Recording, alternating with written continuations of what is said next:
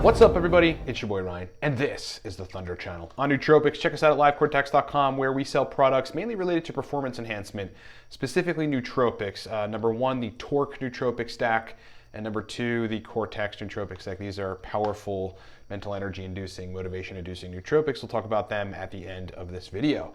What's been going on, everybody? Oh, by the way, subscribe if you haven't. Hit the bell to get notified of all the content that I am pushing out. I have been on the road for 2 weeks, doing some really interesting stuff. Maybe I'll explain at some later date, but suffice it to say, that's why I haven't done content in a week or something. But I am back. I am back in action. I am baction. Going to talk about 9-MEBC, and the main point I want to make is that yes, people are definitely using 9-MEBC wrong, or at least there's not proper guidance out there on how long to be taking it, how to be taking it, what to be taking it for, and at what dose to be taking it. So I want to clear that up with some very clear points that illustrate that, in fact, you should be taking 9-MEBC if you're trying to restore dopaminergic signaling, dopaminergic receptor function for more than 15 days. Okay, so let's get into my argument for that, and I'll teach you how to properly use the chemical if you're trying to restore dopamine. First, though, we should discuss what exactly the Parkinson's studies say about 9-MEBC's ability to restore dopaminergic function, and also clear up exactly what that looks like. So what the studies say in 9-MEBC, and by the way, that's really what it was studied for. essentially, it's been a research chemical, effectively, for the treatment of Parkinson's. That's really what you're looking at in terms of the objective of all of the research that's out there on 9-MEBC. Now, of course, there are people, for whatever reasons, like using SSRIs, perhaps using pharmaceutical dopamine stimulants, that have deranged dopamine, or at least the research implicates impaired tyrosine hydroxylase dopamine conversion enzymes, and therefore damaged dopaminergic function that would benefit from 9-MEBC. I have seen it myself in my own consulting practice. And so that's a good bit of why people are using it. I wouldn't call it recreationally, but to target dopaminergic signaling when not having Parkinson's disease. Before I get into the studies, just to give you guys like one of the major points so that you don't have to fast forward through the rest of the video, you need to be taking it for dopaminergic restoration for more than 15 days. More than 15 days. And ideally, you should be taking it for 20 to 30 days. Now, you may need to take it for 40 days, 50 days, who knows? 20 may be the sweet spot for you. It really all depends on what I would theorize is the severity of the impairment of your dopaminergic signaling. Okay, so that's the major point I want to get across. So let's get into the studies real quick, and then we'll circle back to dosing and then some strategies that you should and should not employ when dosing 9-MEBC. Those are really important too, so please stick around for that. Number one, one of the ways that 9-MEBC fosters restoration of dopamine is in promoting the stimulation and the expression of an enzyme that converts L-tyrosine, which is a dietary amino acid, into dopamine. It converts it into L-dopa, and then dopa decarboxylase converts it into actual usable dopamine.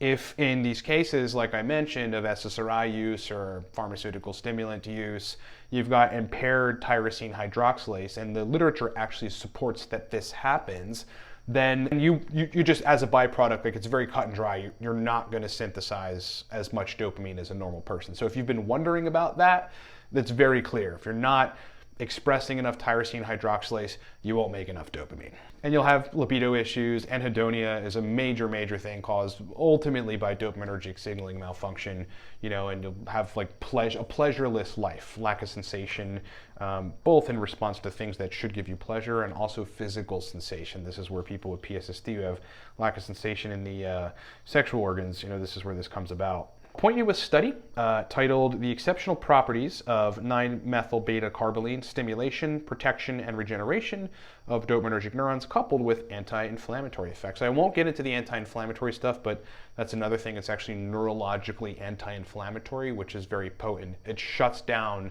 some inflammatory cytokines in the brain, which is really interesting. Where the relevant part of the study goes, first, tyrosine hydroxylase expression was stimulated in pre-existing dopa decarboxylase immunoreactive neurons, and several TH, or tyrosine hydroxylase, relevant transcription factors, and then it actually goes through a list of some of those transcription factors, were upregulated.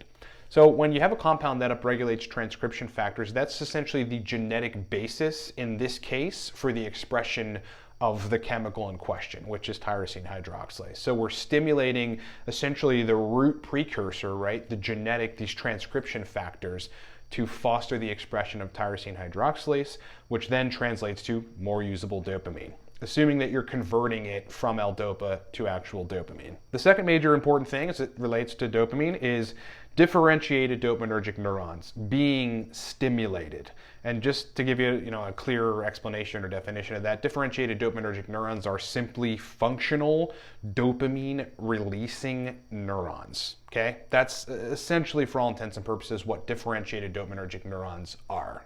Study title, 9-methyl-beta-carboline upregulates the appearance of differentiated dopaminergic neurons. Where the relevant part of the study goes, the number of differentiated dopaminergic neurons was significantly increased in a wide array of neurotrophic/transcription factors, and then it lists some of the transcription factors, and marker genes decisive for dopaminergic differentiation were stimulated. Like, this is very powerful. I mean, this is very cut and dry, fostering the restoration of dopamine. That's why, again, it's being studied for, Parkinson's, because, Parkinson's is dopamine degeneration, effectively. Now, I want to circle back to the notion. So let's get into why people are using it wrong and why you should be taking it for no less than 15 days, at least 20 days, and probably more like 20 to 30 plus days, capping out at like 50 or 60 days. And I'll read from a study titled 9-methyl-bicarboline induced cognitive enhancement is associated with elevated hippocampal dopamine levels and dendritic and synaptic proliferation. The compound also induces the proliferation of synapses, which is amazing. Where it says, we found that 10 days, so here's the really important part, we found that 10 days, but not 5 days. They literally have it in parentheses, but not 5 days. Pharmacological treatment with 9-MEBC improves spatial learning in the radial maze, elevates dopamine levels in the hippocampal formation, and results after 10 days of treatment. Okay, the really critical distinction or point to make, again, after 10 days of treatment, in elongated, more complex dendritic trees and higher spine numbers on granule neurons in the dendate gyrus of 9-MEBC treated rats. So this is cut and dry from the research, saying that taking 9-MEBC to restore dopamine will be a futile process if you're dosing it for 5 days, for 3 days, for 2 days. I mean, some people, what I want to caution people against is, I've seen people dose it for 2-3 days. Oh, it made me a little anxious, it messed with my sleep, didn't do anything for me. People do that without, going into the research or looking at the anecdotals, like thinking they've got this all in check. Like, you've got to, at the very least, read the research papers and then try to parallel that with people's anecdotals out there to see, does it really take that long? Like, should I be taking it for longer? And in fact, it actually does line up with people's experiences out there on Reddit. If you go and search 9-MEBC and Reddit and all the different anecdotals about it, you'll see that folks have a much better response to it when they dose it for longer when trying to restore dopaminergic function. And I will point you to really the only guy, it seems like, that has an anecdotal that did this right. And you can see, based on his results, in a thread titled 30-Day Review of 9-MEBC, where basically, I'll just kind of paraphrase, he doses 30 milligrams of liquid. He dosed this sublingually, which I do not suggest. He went up from 10 milligrams to 30 milligrams over the month. Let's read the results. Overall, 9-MEBC has been calming, though very subtle. I also believe that it has increased my ability to focus on tasks. This is also very subtle, and you have to take notice to it. I can also report that my anxiety is down. Once again, subtle, no drastic changes to my anxiety. I have not used stimulants or abused drugs, so I cannot comment on that. Now, this is really, really important because some of you that have, the response is probably not going to be subtle. Like, you'll probably get a pronounced return in your motivation and your libido and your pleasure for things that happen in life that are pleasurable, and your zest to move forward and get things done and things of that nature. There was no change in my ability to drink caffeine, drink regular cups of coffee. Okay, irrelevant. Libido. Looking over the 30 days, my libido has seen a sizable increase. So here's a case where it wasn't on pharmaceutical drugs, but like libido probably, but libido did need optimization. So libido has seen a sizable increase. He goes, I think going from 10 milligrams to 20 milligrams, I've seen the biggest jump in libido. I think a lot more about sex now. Think about that. I mean, that's totally an enhancement in the dopaminergic aspects of libido. When testosterone, assuming testosterone is in normal high range, and dopaminergic signaling is where it's supposed to be, as a guy, the every 7 seconds we think about sex rule will actually apply to you. You'll think about sex a lot more when all that stuff is firing correctly.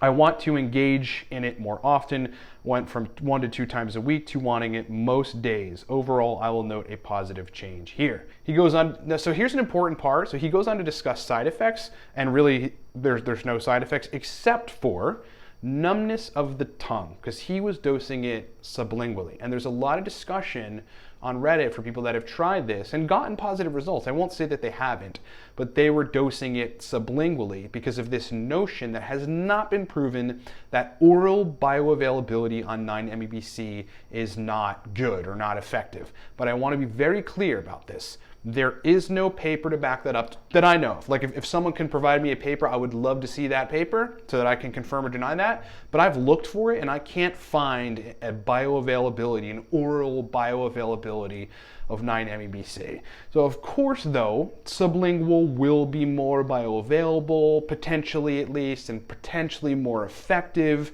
but it's a caustic compound, which means that it's going to burn tissues that it comes in contact with, particular types of tissues.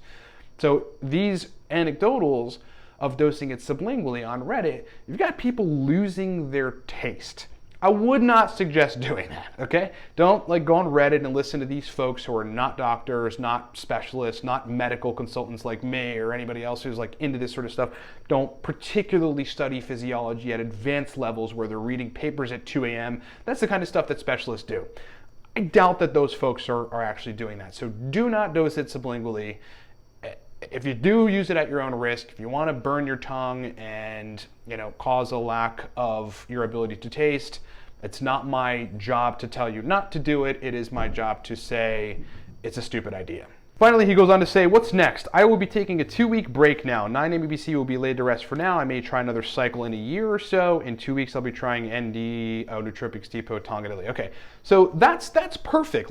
If you get an enhancement from it and you notice the benefits are there, and you're satisfied with that, you have enough of a noticeable libido increase or sensation increase or an increase in getting pleasure from stuff in life, life should give you pleasure, things should give you pleasure, then give it a rest. It is a research chemical, meaning that it has not processed all the way through to FDA approval and then application in the pharmaceutical world for real time and real life conditions like Parkinson's or whatever. So, with those kind of compounds, you do have to be careful. Thankfully, there are a ton of anecdotals, including my own. I've used it many, many times over the years, and I seem to be fine, and it only benefits me when I run a cycle of it. But, keep in mind that it is a research chemical and not a published drug with, a lot of data behind it. In fact, there really isn't a lot of, published clinical data in terms of safety with humans on 9-MeBC. You always want to keep that in mind when using research chemicals. Hey guys, quick major point about that. 9-MeBC is glorified on the web and on YouTube by some seemingly unscrupulous YouTubers saying that here's what it does, it's good for this, it's good for this, it's good for that, but they're really not giving caveats, and that is primarily because they're sending you to affiliate links where you can purchase 9-MeBC, where they stand to gain and make money from it. I want to be clear, 9-MeBC is a research chemical. It is not an approved drug. There aren't many safety trials on it, okay? So when you see folks out there glorifying the use of it, a good bit of them, nootropics YouTubers, biohacking YouTubers, are standing to gain and sending you to affiliate links. So just keep that in mind and understand there are risks when using that compound. So let me circle back to dosing. My suggestion on dosing would be 15 to 30 milligrams orally, okay? That would be my suggestion on dosing. And I say that coming from dealing with people in person, real people with documented issues, either post-Adderall or post-SSRI and post some other pharmaceutical drugs with, the symptoms line up with dopaminergic impairment. It's really difficult to actually tell if that's happening. You got to listen to symptoms and figure out, is this dopamine, is it something else? Where 15 to 30 milligrams, again, for 20 to 30 days plus was the effective protocol for those people. And in some cases, again, below the 15 milligram threshold, not as effective as it could be, and below the 20-day threshold, not as effective as it could be. Understand what I'm saying? That illustrates and hopefully reinforces this point of between 15 to 30 milligrams would be the proper dose. Take it orally, not sublingually, and again, take it for 20 to 30 days. Do not be one of those people that decides to dose it and 3 days into it, you have some side effects, because you might. All drugs, research chemicals, even nootropics can come with side effects. But you have this goal of restoring dopamine, and 3 days later, you're like, I don't really want to deal with the side effects, and I haven't noticed anything.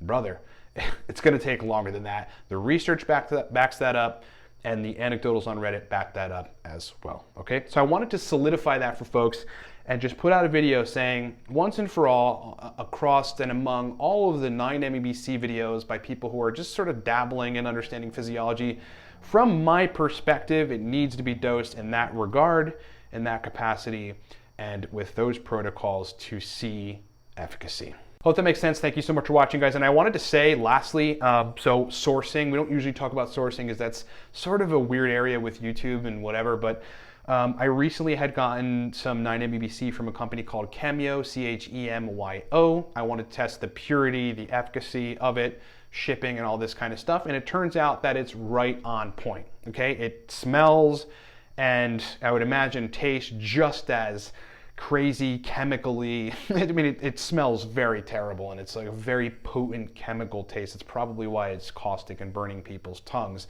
as 9-MEBC should.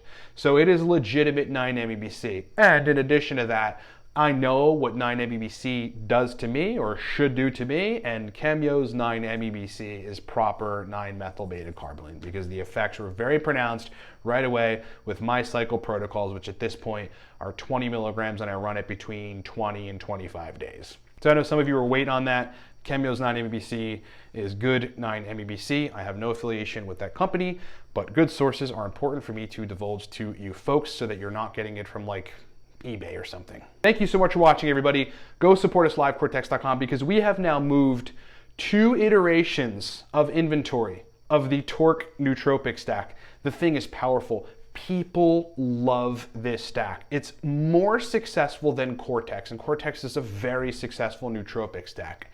Buy Torque at livecortex.com. What can you expect? A lot of mental energy.